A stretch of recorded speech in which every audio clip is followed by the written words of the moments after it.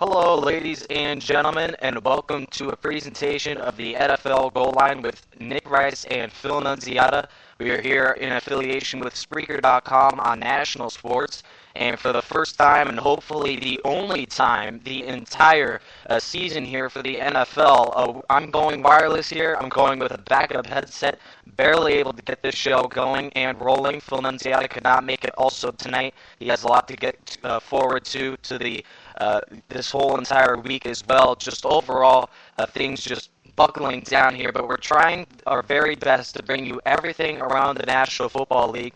I'll be the single commentator for tonight's presentation. We are on simulcast here, Spreaker.com on national sports. We're also part of Facebook.com. NFL Gold Line with Nick and Phil is the title as well.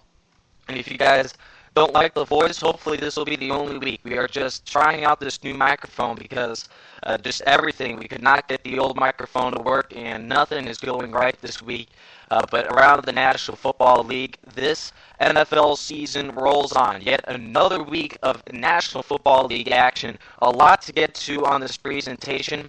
We'll go into in great detail into the debacle over in San Francisco, who to play with your quarterback, either Colin Kaepernick or Alex Smith. We'll get to that discussion later on. We have Stephen Hughes at 45 past the hour. We're hoping to go deep into the 8 o'clock margin as well. We'll also go deep into detail with the Green Bay and New York Giants debacle. What to make of that game?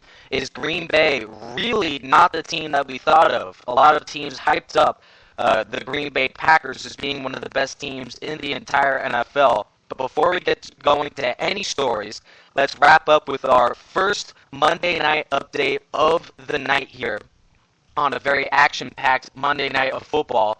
Halftime score in Philadelphia is the Eagles 15 and the Carolina Panthers 14. In what has been an up-and-down battle, the Panthers started the game 14-3 favorites in this game, but then it's been Nick Foles rallying this team 75 yards through the air. Cam Newton also has 136 yards passing as well, along with 2 TDs to 0 interceptions. But the player of the game, at least in the first half, has been the Eagles' own Bryce Brown. The running back that's been pretty much by committee in Philadelphia has really paid dividends, at least in this game, as it's been all Bryce Brown in this game. His halftime stats are 9 carries for 129 yards, including a 65-yard touchdown gallop. That has really helped the Eagles come back in this game in what is a season to forget for Philadelphia. It's been 3-7 and a whole bunch of questions around the quarterback, around the head coach, and around overall just this entire vibe of the city of Philadelphia. As overall a 3-7 football team would love to see what has been somewhat of an average season, but a big-time lead here over Carolina. Hopefully Philadelphia can pick one up here at home.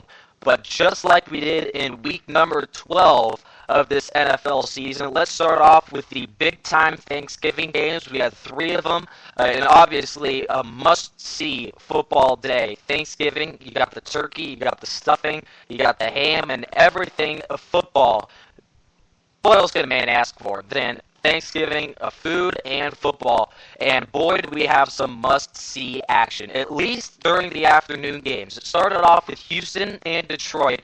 Now, I would love to have my co-commentator, Phil Nunziata, to break this down, but I'm just going to go straight into the action here. Houston Texans against the Detroit Lions, and this one was the marquee game of the day, and perhaps the biggest and the best game of the day, I would say. One of the best games of the year, perhaps. Houston winning in overtime, 34-31 your final.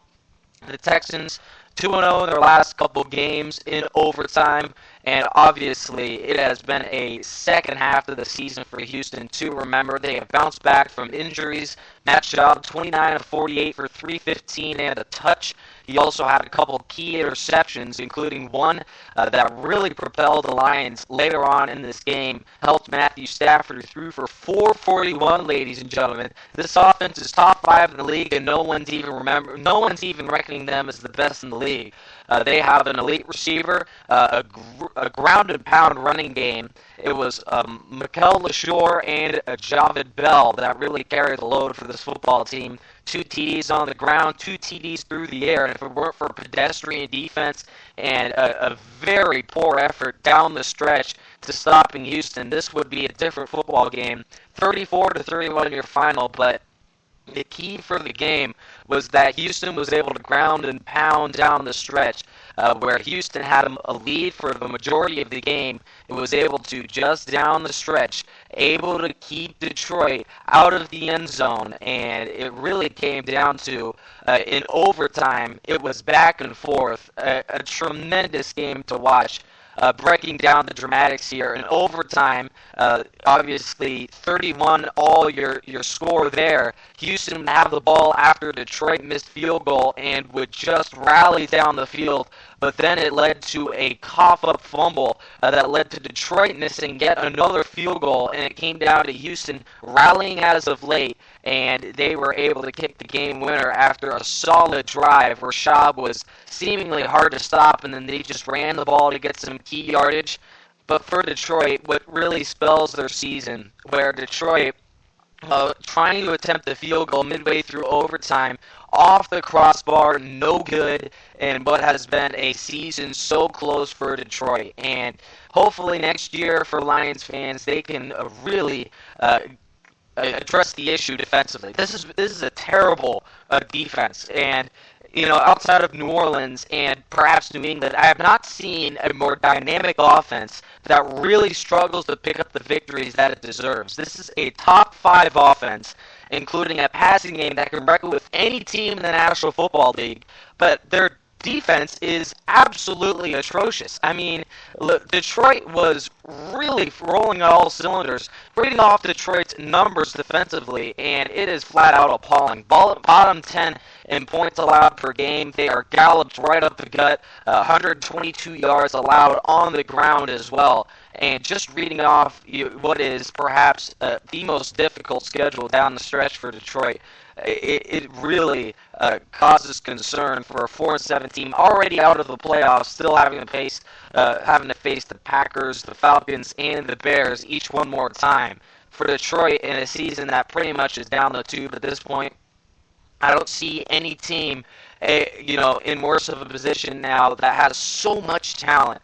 And during the offseason, the key will be to really address the defensive side of the ball. Switching over to Houston's side, they're 10-1 now, and they have played some gutsy, some great, and some tough, hard-nosed football, which really proved to be the dividend in the entire game as they were able to pull it out late. Shane Graham connecting on a 32-yard field goal with 2:21 remaining in overtime.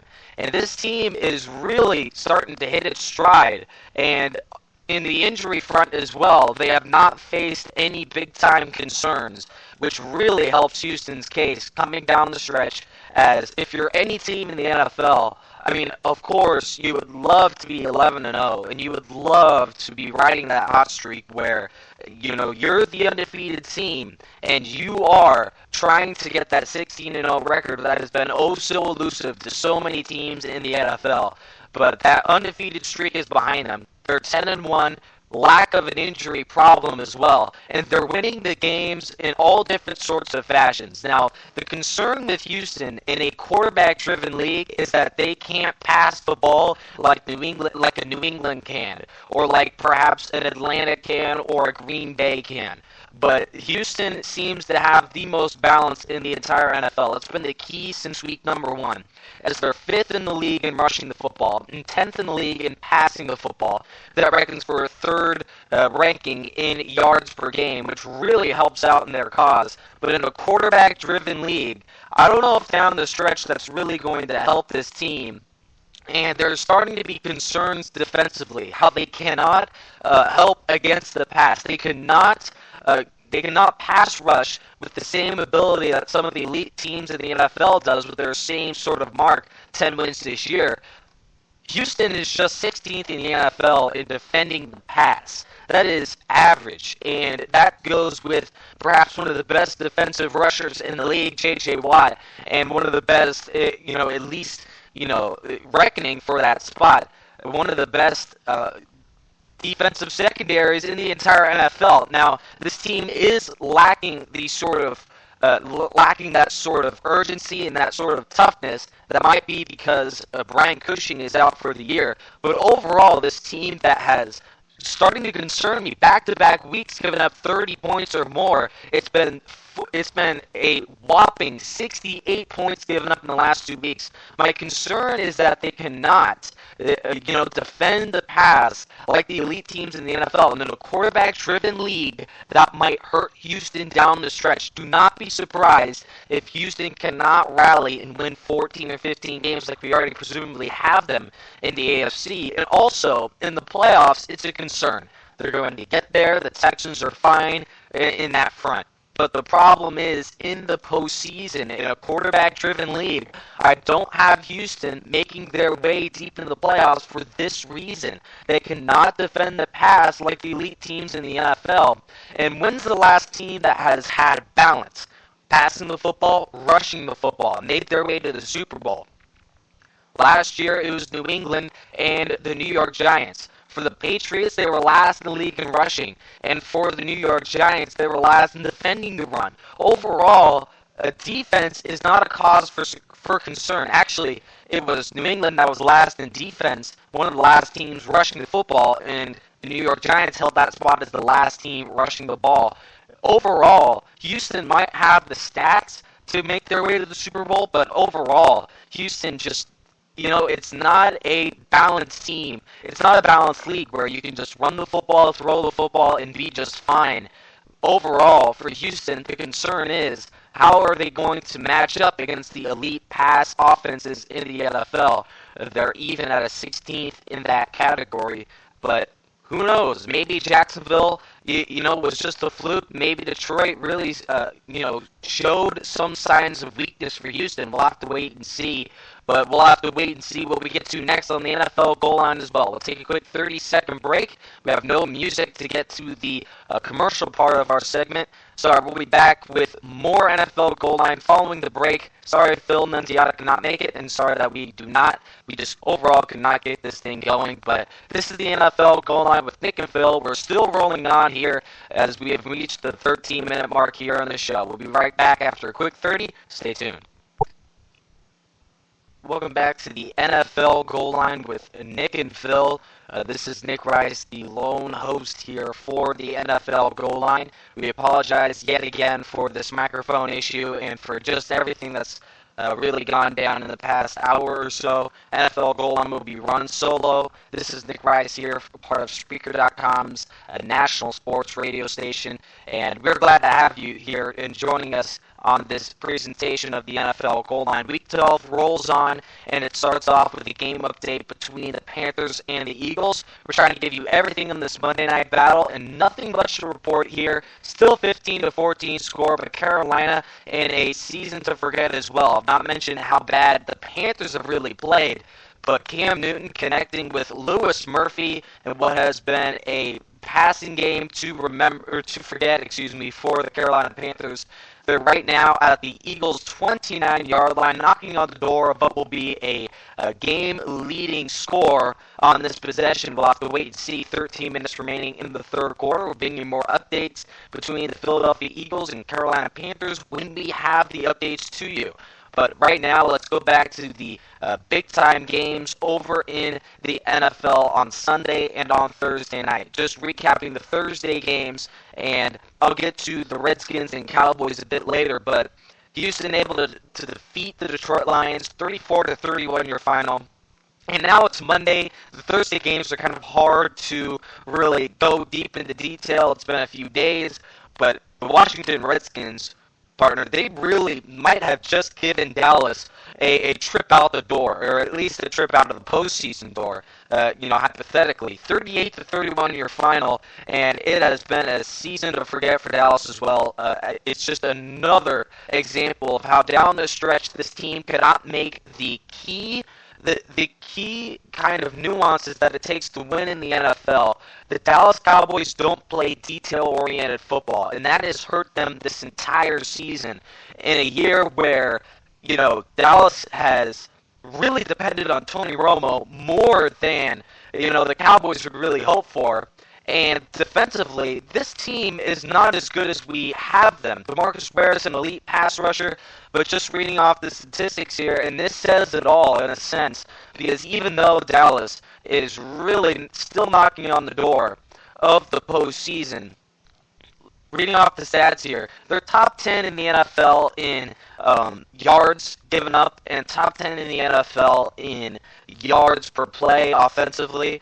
But the fact that they're bottom 10 in offense as far as points per game, and same with points given up, that just shows how Dallas does not make the key plays or the key moments. They do not perform well. They settle for field goals in the red zone. They turn the ball over after a crucial drive. They give up easy touchdowns. Yet another collapse, at least in the first half. They were able to play better in the second. 38-31 your final score there, and Dallas has really struggled down the stretch, and they rely too much on Tony Romo, which has really hurt this team. And just this really gets us to our countdown of the week.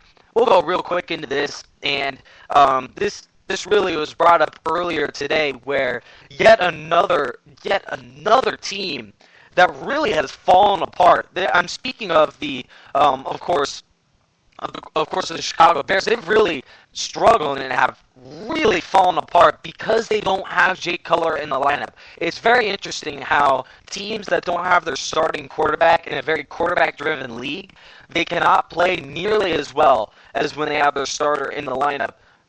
For the New England Patriots, for example, they take out Gronkowski. He's injured for what presumably seems to be the remainder of the regular season, and they still put up 49 points. This offense has not missed a beat as long as Tom Brady's in the lineup. Take Pittsburgh, for example. They rack up their 6th win of the year, but then Ben Roethlisberger gets hurt. They only scored 10 points against a against an up-and-down defense in Baltimore.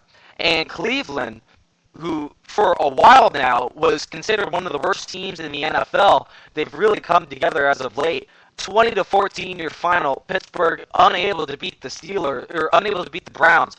Seemingly unable to beat themselves in a case. 8 turnovers on the day. I love how Mike Tomlin says the blame is on himself and the blame is on the guys that can't hold on to the rock. 5 fumbles and 3 interceptions. 8 fumbles and 5 lost, obviously, if you don't have your starting quarterback in the lineup, you're not going to do well in the National Football League. Point blank, it's a quarterback-driven league, period. It's just one of those scenarios, and obviously, Pittsburgh's dealing with the problems. Do they make the top list on the countdown? I'm just going to go over the countdown title right now.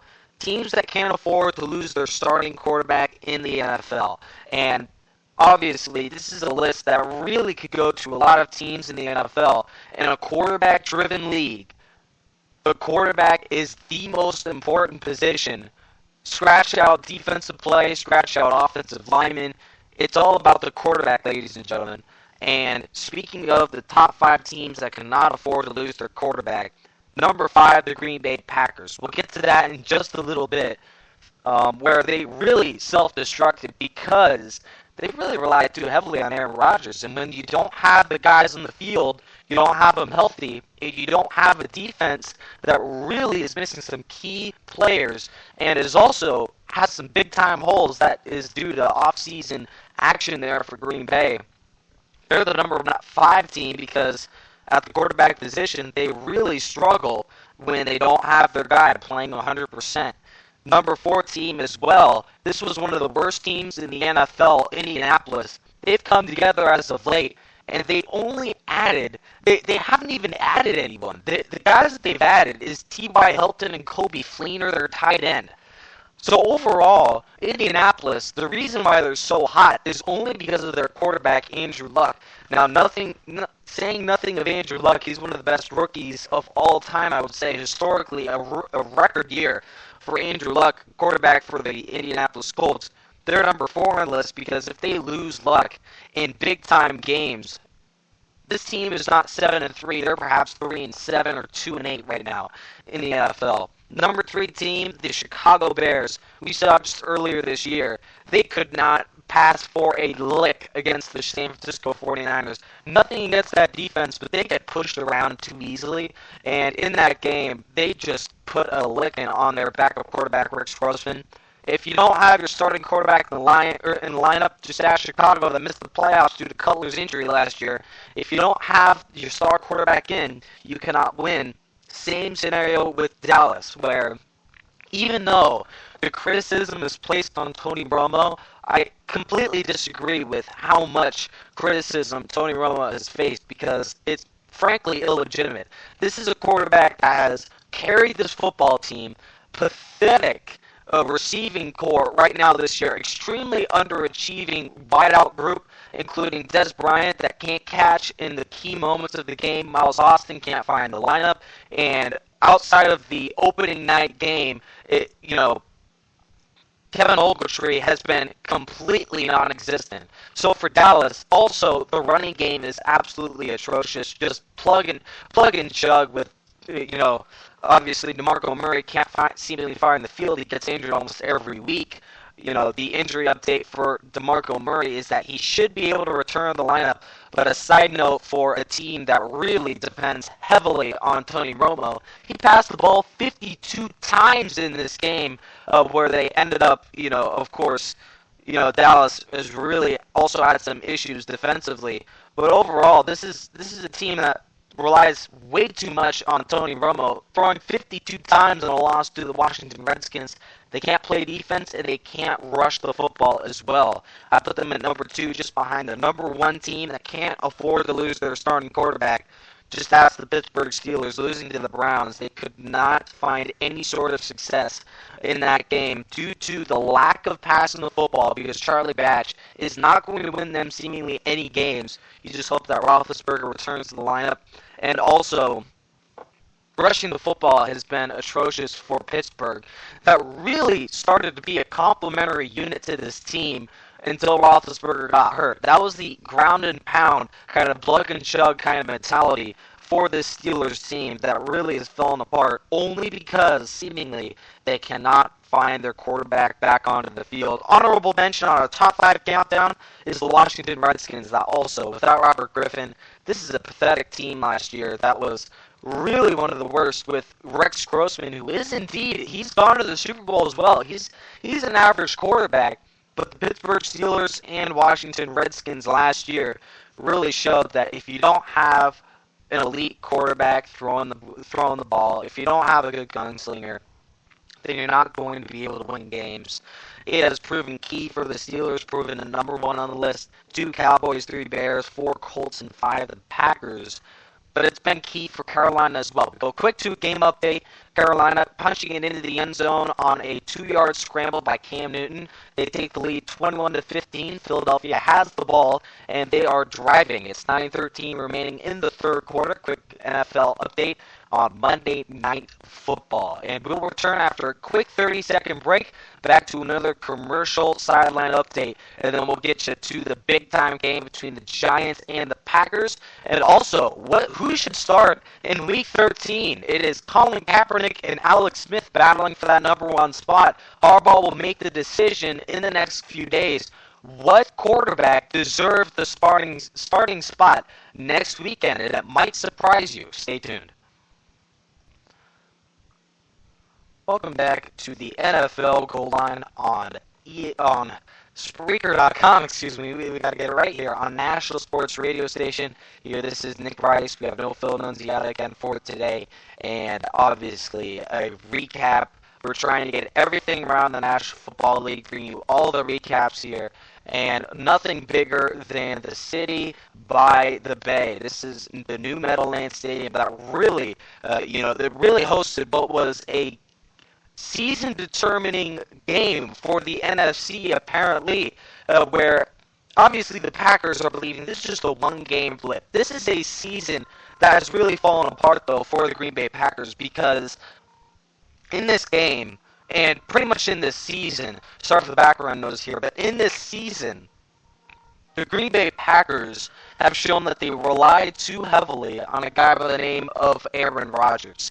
He's a quarterback that is extremely elite. He is set for the Hall of Fame, But this is a team that is filled with average players, including a somewhat pedestrian last couple of drafts. The only notable pickup is Randall Cobb that they got for the receiver position there. Outside of that, it's a lot of average players, including, frankly, guys that get hurt every single seemingly week.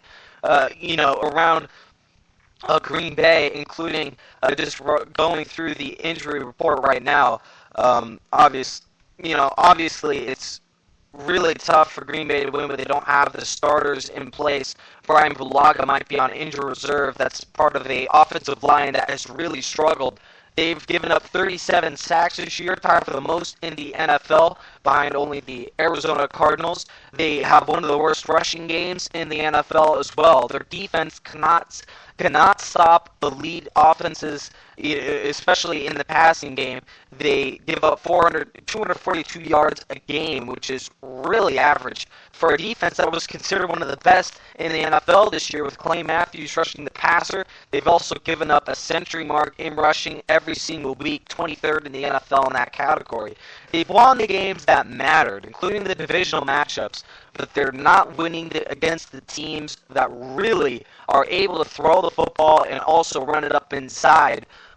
It was a game where the New York Giants exposed Aaron Rodgers, where as long as they can shut down him, similar scenario with the New England Patriots in a sense, with an average defense, an average running game, and guys that can't even seemingly find the field, if you can stop Aaron Rodgers, if you can run that two-deep shell and rush the passer, it'll be a long day for the Green Bay Packers. And it's seemingly, now in the NFL, for a lot of teams, it's all about opening your book in a sense. Now it's time for, obviously, the Green Bay Packers to switch up schemes, switch up personnel, whatever it takes. But overall, for the Green Bay Packers, and a couple years ago, this wasn't really a big-time issue in a sense.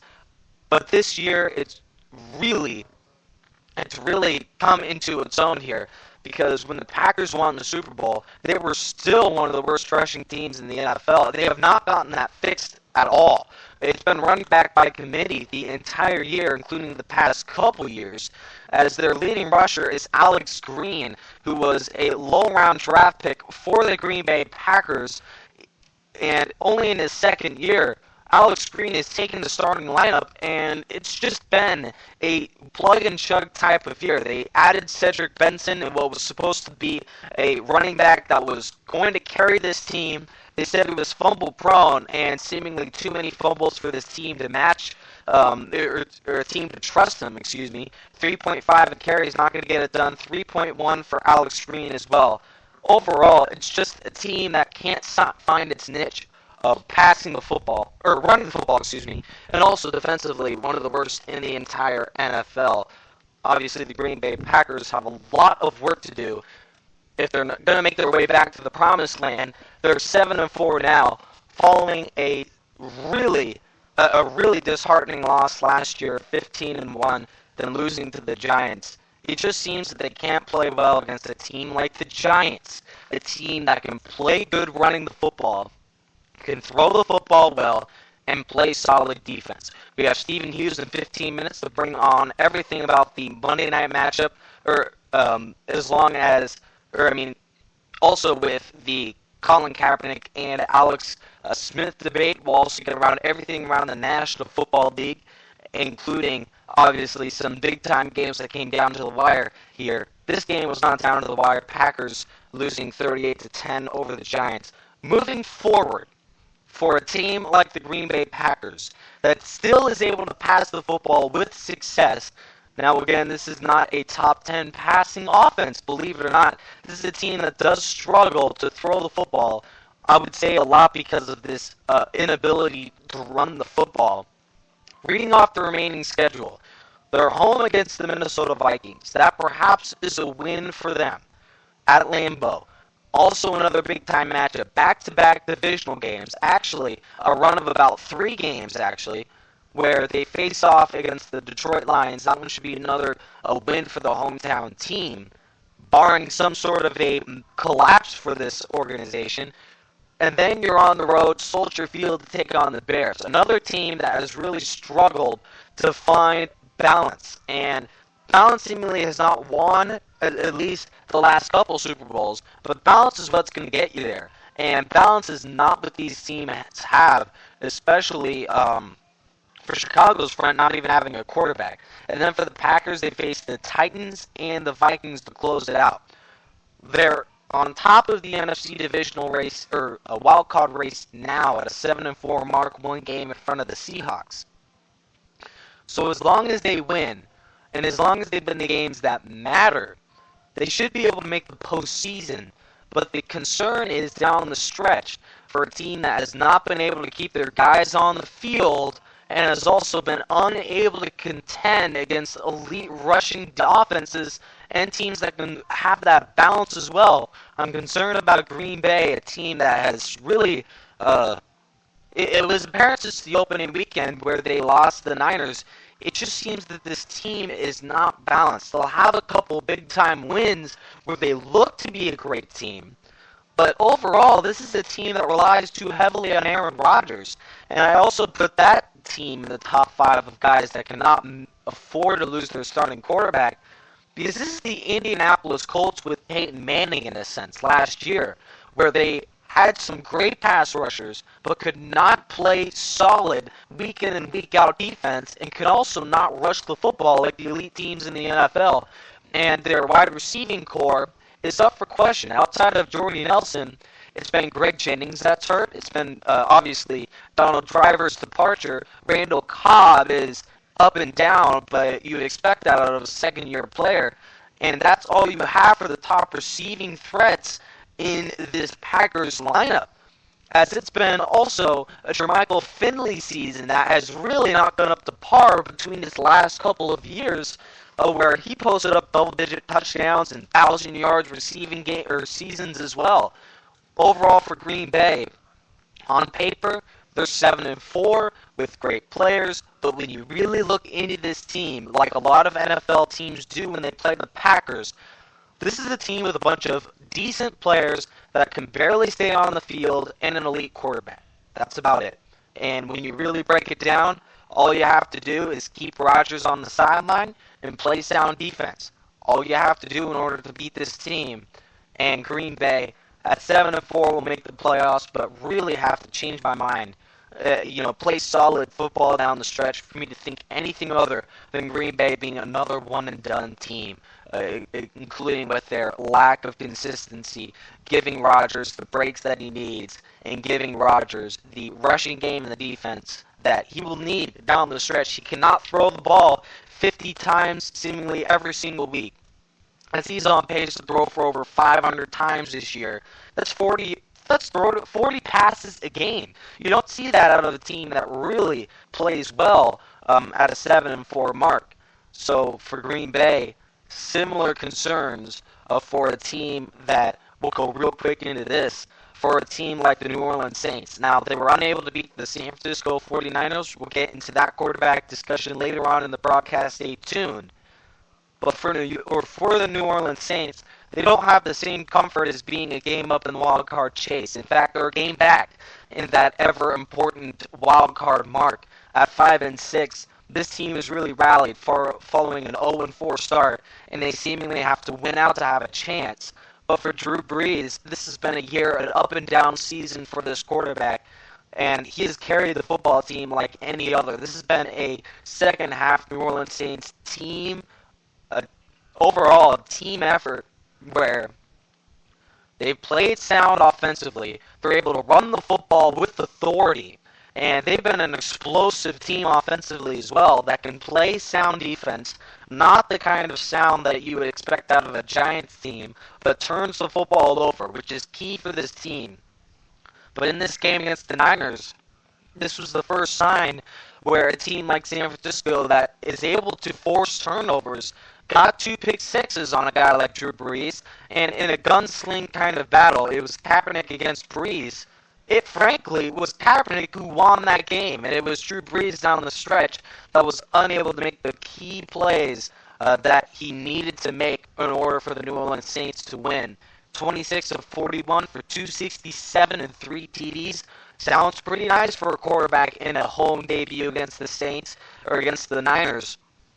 but 2 interceptions, including both return for TDs. Not going to get it done against a guy like Kaepernick, who throws for 230 and a touch, along with only 1 interception. A key game for the Saints, and just reading off the remaining schedule, as we'll have to look and see just how close this team is to making the postseason. They're 5-6 now, and seemingly, even with winning out, have to hope, really cross their fingers for a collapse by either Green Bay or by the Seattle Seahawks. I don't see it happening, because they frankly have as tough of a road and final schedule as you really have. It's in the next 4 days, they have to turn it around and play the Falcons in their house at the Georgia Dome. And then also, following a 13-day, a 10-day break, they have to face the Giants in MetLife, a team that just knocked off apparently one of the best teams in the NFL, in the Green Bay Packers. And then they're home against the Buccaneers, a talented squad that can run and pass the football. And then they face the Cowboys in their house. By that point, Week 16, the Dallas Cowboys are done. They're just playing to erase their NFC foes' playoff hopes. And then they're home against the Carolina Panthers, even if they put up 4 of their last 5. And that, to me, is very hard-pressed for a team that showed no rhythm against the Niners. Overall, this team shouldn't be able to run off with the wins that they would really like in order to win down the stretch. We'll take a quick 30-second break here on the NFL Goal Line with Nick and Phil. We'll be right back. This has been a presentation of National Sports. Welcome back to the NFL Goal Line with Nick Rice and Phil Nunciata, and we will try our very best to recap our final 15 minutes of the show here with a game update between the Eagles and the Panthers. We are right on cue here with the Panthers unable to stop the Eagles. They find the end zone on a Barry Brown 5-yard touchdown scamper, and ensuing what is presumably an extra point attempt for the Eagles. It'll be a 1-point lead again for Philadelphia in their home stadium. 21-all here with the extra point pending, and it is good. Henry good on the extra point try. They take a 1-point lead here as we are in the waning seconds of the third quarter, 3:30 to play. And in a game that has been all offense, Nick Foles has been unable to find the end zone, but efficient 14 of 19 passing, and no playoff implications seemingly here. It's been a year to forget for Philadelphia and Carolina, where both teams have a lack of talent there. But in a quarterback duel between Foles and Newton, it has been pretty much dead even though Newton has found 2 touchdowns outside of 203 yards through the air. It's been Barry Brown that caps off a Monday Night Update where the Eagles have a 1-point lead over the Carolina Panthers. We're waiting for Stephen Hughes, one of the hosts on the NFL Tonight Show on Spreaker.com. We'll see another presentation of that on Thursday. And Stephen Hughes, he's a big 49ers fan, and he's all over that matchup between what the Harbaugh-led Niners will do with Colin Kaepernick, what is right now the starting gunslinger for the San Francisco 49ers, and then Alex Smith, who's been facing injury, concussion-like symptoms. He was apparently ready to play. Obviously, Alex Smith would have loved to play in that game, but for this next week, the decision will be made in the next couple days. But seemingly for this Niners season, the entire year for this ball club is waiting on the decision here in the next few days for Harbaugh. As if you keep going with the young, hot hand right now in Colin Kaepernick, it might not pay off in the next few weeks and down into the playoffs. And we cannot have Stephen Hughes for this debate, but we will still give you everything about this Colin Kaepernick against, obviously, Alex Smith debate here, as Colin Kaepernick has been the hot hand. The past 2 weeks, both of them wins. And I really am a big-time supporter of a Harbaugh-led team that really shows poise in this quarterback battle. Now, the Niners have a great problem here, as they have 2 quarterbacks that can win and win in the playoffs as well. Alex Smith, a seasoned veteran that was seemingly 2 fumbles by Kyle Williams away from making the big game. and then Colin Kaepernick, a guy that can frankly throw the football and run unlike any quarterback the Niners have had in the last few decades.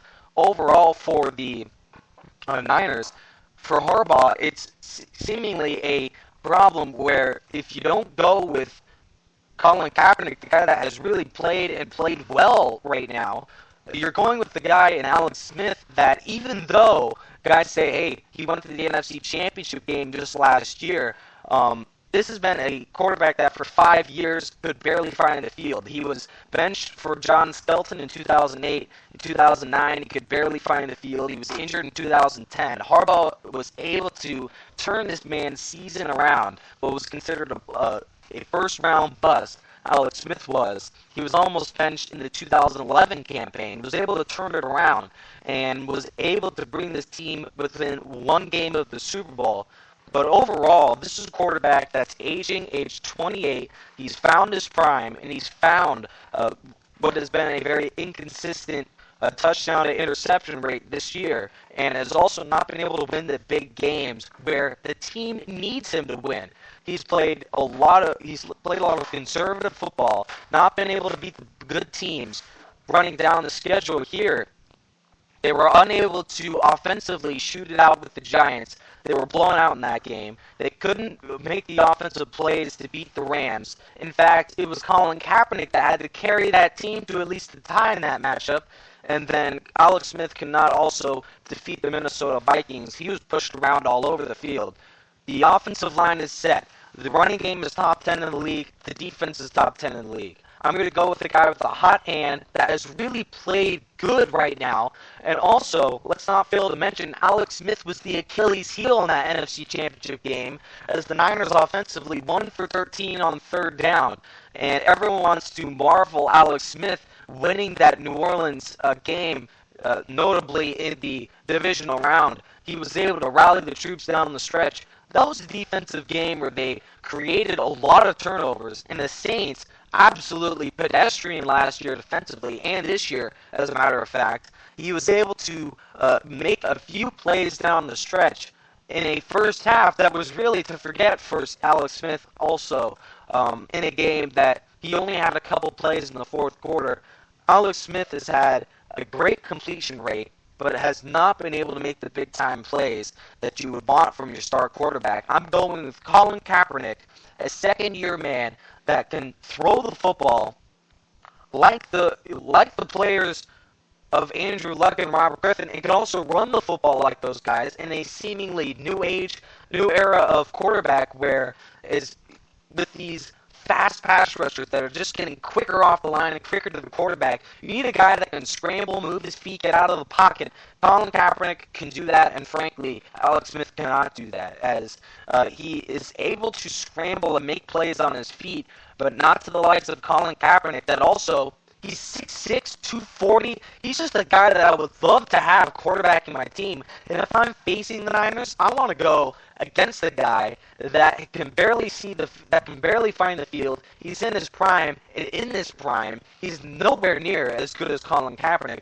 I would love to face Alex Smith because, frankly, he's not as good of a quarterback as Colin Kaepernick. Look at the stats as well. He's able to find the end zone through the air and on the ground at a faster pace than Alex Smith, and also erase those turnovers that Alex Smith still has, despite Harbaugh turning around this young man's career. Alex Smith, I believe, should not be the starter for this next week's game, and I believe that Colin Kaepernick should. He's the young gun that's really played hotter as of late. I would take him over the Alex Smith-led Niners that have really played somewhat well all year, but have gotten pushed around when Alex Smith needs to throw the football well. I'm taking a guy with a hotter hand. And right now, switching gears here to a team still sitting here in a very uncomfortable spot, but not just by the quarterback position, but in general. Stick a fork in them, the 4-7 San Diego Chargers.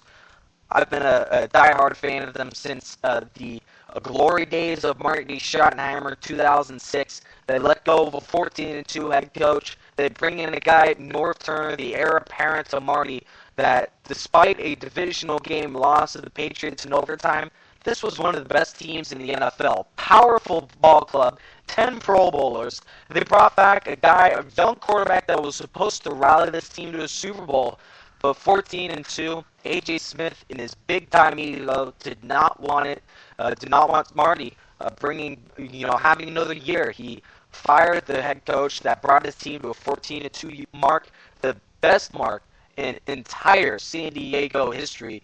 And they bring in a guy, North Turner, that frankly is nowhere near to the quality of coaching as Marty Schottenheimer. He was still able to flourish because the talent was great around him. But right now, back-to-back 4-7 starts for San Diego, and this year it seems to be a lot worse than last year, where the defense is giving up plays just seemingly the play of the year. 4th down and 29 at the Ravens' own 40-yard line.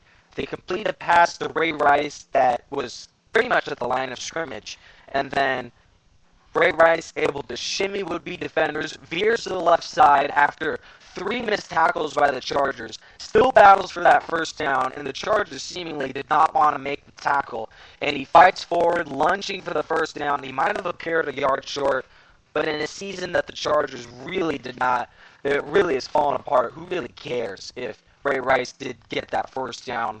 It should not have come down to a measurement there.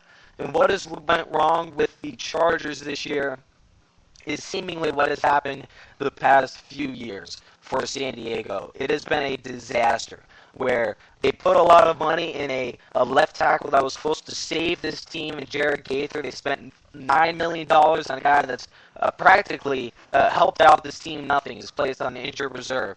And also, I mentioned the ego of A.J. Smith, not only keeping a guy in North Turner that has really turned this team into a dump in the AFC West, but a guy that was supposed to help the Chargers. They give away Vincent Jackson, bring in Robert Meacham, and he's been benched right now for guys picked up off the street, seemingly. Obviously, Denario Alexander is paid off for the Chargers, but Eddie Royal's been hurt. Gates isn't the same player. Vincent Jackson is gone now. What's happened with the Chargers is a terrible coach and lack of talent, along with an owner that, even if we went out, I wouldn't place my bets on North Turner not leaving town.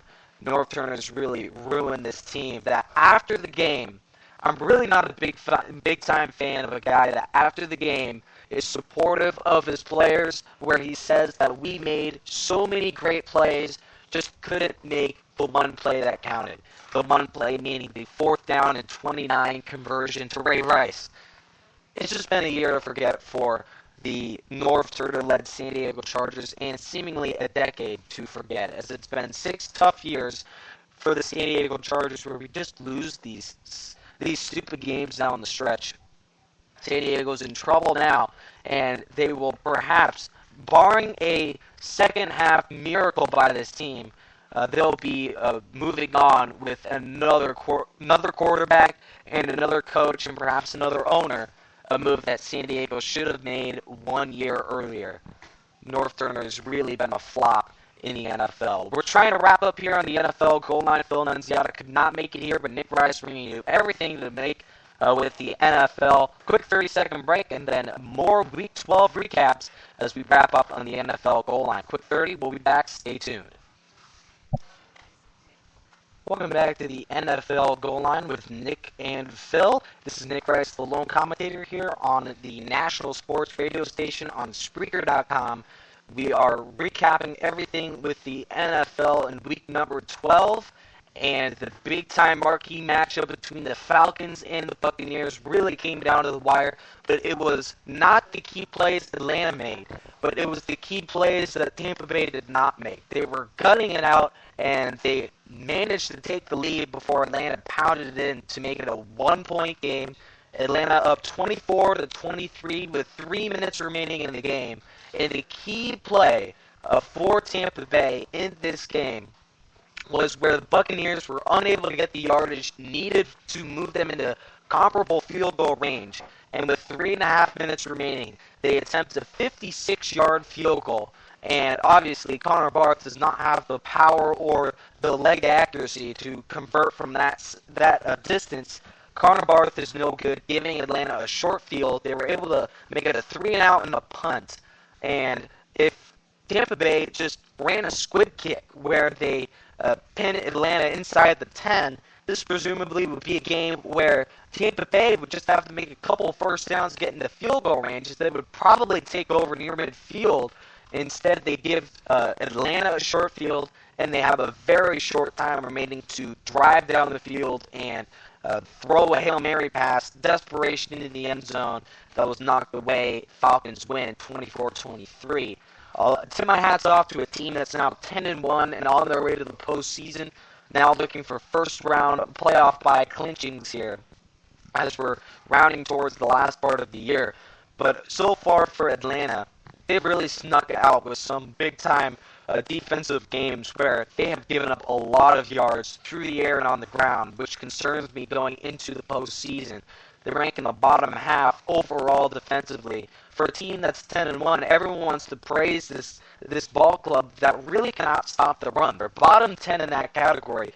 We saw in their only loss to the New Orleans Saints, they were unable to stop Chris Ivory, a guy that was picked up off the street for New Orleans. And then also, overall for Atlanta, if they're unable to throw the ball down the field, it's up to this defense that has really not been able to make the big-time plays. They're able to be an opportunistic defense. I'll give them that. They're able to make the big-time interceptions that really has preserved what really should be an average football season for Atlanta. They were unable to make the plays against Oakland, barely sneaking it out, unable to beat Carolina, which, quick Monday night update, they kick a field goal to take a lead 24-22 over Philly in a Monday night matchup right here. But so far for Atlanta, it's been 10-1, but it's been a year of flux as this team really is hot, but has really cooled off also in a sense where defensively they're not shutting out teams anymore. 24-23 over Tampa Bay. I picked the Buccaneers winning this game, but Greg Schiano did not have a fourth quarter game managing situation that you would hope to have. Tampa Bay unable to beat the Falcons 24-23. Your final. And obviously, Week 12 marks the beginning of the playoff push, and that is not more evident than in the playoff picture here. We'll take a quick look at this ANFL playoff picture as we're wrapping up here on NFL Goal Line. Quick couple minutes on this, what should be a very entertaining playoff picture. If the playoffs were to start today, the Texans and the Ravens would have the bye. And in the first matchup, it would be in the wild card race, the Denver Broncos against the Indianapolis Colts. Peyton Manning and his new team against Andrew Luck and his first team in the NFL. In the wild card matchup in the AFC, also the Steelers and Patriots would match off. Big Ben versus Tom Brady. What a big-time matchup that is. And in the NFC, not the same matchups. And we all thought, or at least I thought, that this conference, the NFC, was a powerhouse against the AFC, but it's really turned around as of late, as the NFC has, in a sense, not found a team that is it's a bunch of average teams that are really entering the playoffs. This could be a conference, the AFC, that could perhaps win the big game. We'll have to wait and see. The top seed in the AFC, 10-1, or 10-1 for the NFC, the Atlanta Falcons.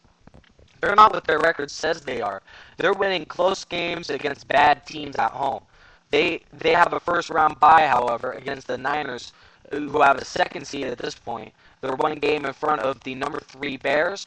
If the playoffs were to start today, they face off the Seahawks in their house, believe it or not.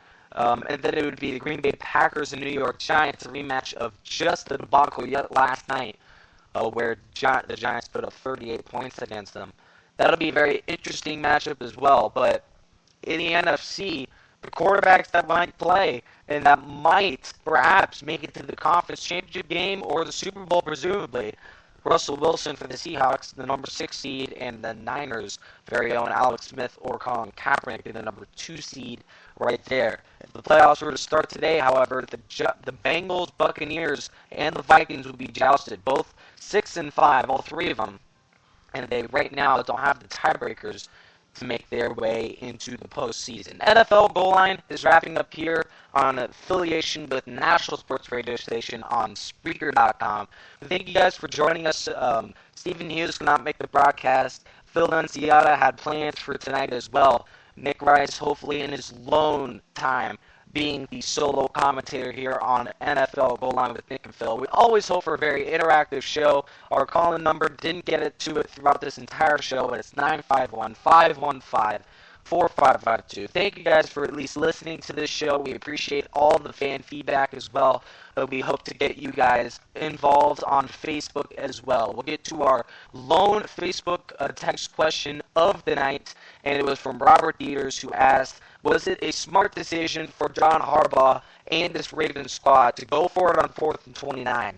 Frankly, it was the correct call, as they were only with one timeout with 1:30 to play, and then the exact play where they throw it to Ray Rice, I still believe that was the correct call, as the Chargers went back in a cover 4 shell, both all deep at the first down marker there. So the only man open is an underneath Ray Rice. They throw it to him, one of the most dynamic guys in space, able to make man miss.